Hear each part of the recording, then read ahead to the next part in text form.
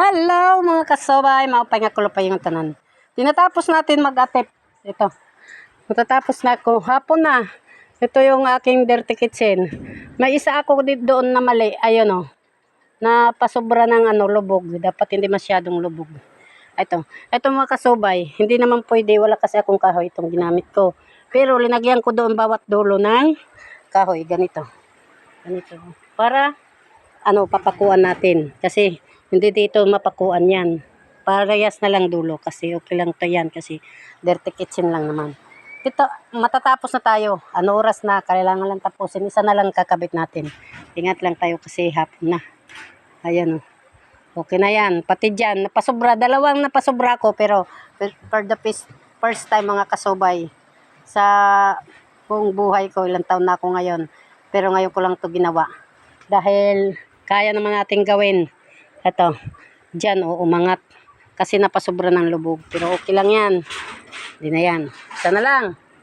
Isa na lang ang ikakabit natin. Okay. Okay. Hapon naman kasubay. Kailangan natin matapos to. Ha? Pag 200 plus at tada. Pare na kraisang. Ayan, pagkuanan. Okay. Isang biglaan na yun. Payahin na ha. 200 plus. Yan. Kasi masabit ang kaano natin. Ayan. Isa na lang. Oo. Ito yung pinsan ko sa baba. Dere.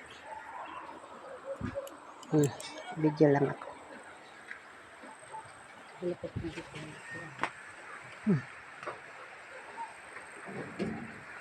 So, tapos na tayo. Isa na lang.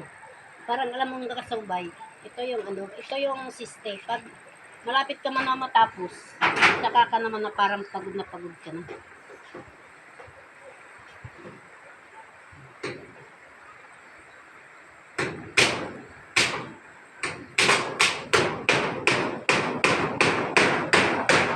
Kina? Pagpako to mga kasubay. Push. Di ba parang siya? Kung saan pa umuumbok, diyan ka magpapako kasi dito dadaan ng tubig. Kailangan ingat ito kasi ito sobra.